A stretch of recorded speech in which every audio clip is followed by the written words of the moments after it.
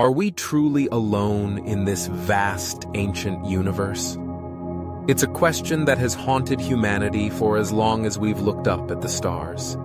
Long before telescopes or satellites, early civilizations carved symbols in stone, told stories of sky gods, and wondered if something or someone was watching from above. Today, that same question persists. Only now it's echoed through high-powered observatories, deep space probes, and artificial intelligence. We've scanned distant exoplanets for signs of life, decoded mysterious signals from space, and launched messages into the cosmic dark, hoping for a reply. But with that hope comes fear.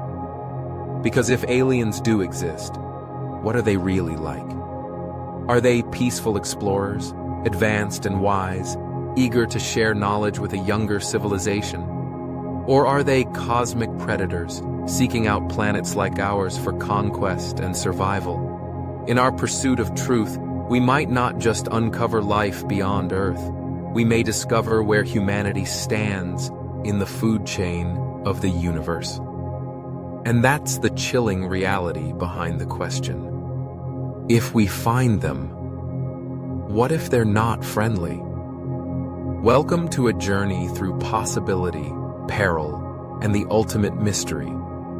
Are aliens our salvation or our destruction? For decades, scientists and researchers have been on an extraordinary mission to answer one of humanity's greatest questions: are we alone in the universe? From radio telescopes scanning the sky for mysterious signals to rovers crawling across the surface of Mars, the search for extraterrestrial life has become one of the most ambitious scientific pursuits in modern history. Agencies like NASA, the European Space Agency, and private institutions have invested billions of dollars into exploring deep space, analyzing distant planets, and examining extreme environments on Earth for clues about life beyond our world. One of the most promising efforts is the search for biosignatures, chemical signs of life, on exoplanets located in the so-called Goldilocks zone, where conditions are just right for liquid water to exist. Instruments like the James Webb Space Telescope are now capable of analyzing the atmospheres of distant planets, looking for gases like oxygen, methane, or dimethyl sulfide that could indicate the presence of life. At the same time, researchers are exploring the possibility that aliens have already visited Earth. Ancient artifacts, unexplained aerial phenomena, and declassified military footage have sparked global interest and debate. Projects like SETI, Search for Extraterrestrial Intelligence, and the Galileo Project continue to monitor space and our skies for unusual activity. Despite all these efforts, no definitive evidence of alien life has been found. But absence of evidence isn't evidence of absence. Many scientists argue that the universe is simply too vast, with hundreds of billions of galaxies, each containing billions of stars and planets. The odds of Earth being the only cradle of life?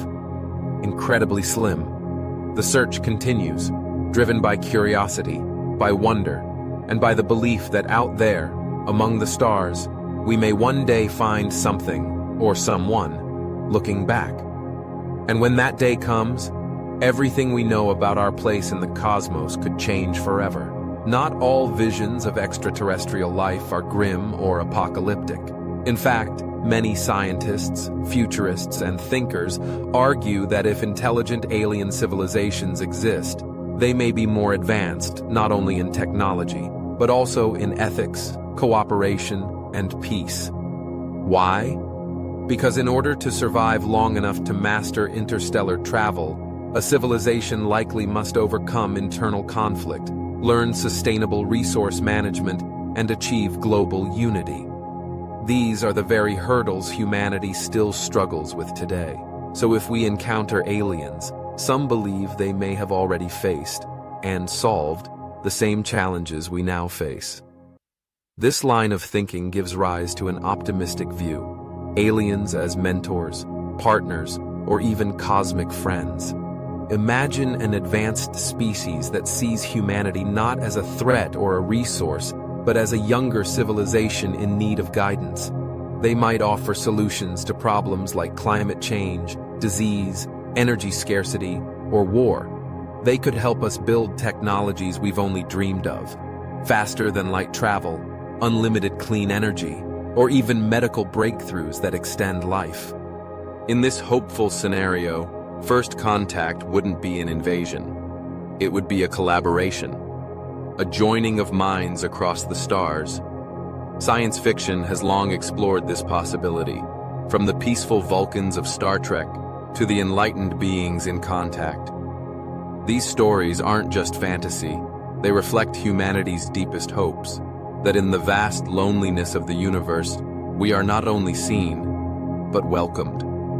Of course, there are no guarantees, but preparing for the possibility of peaceful contact may shape the way we explore space, design communication systems, and even structure our societies.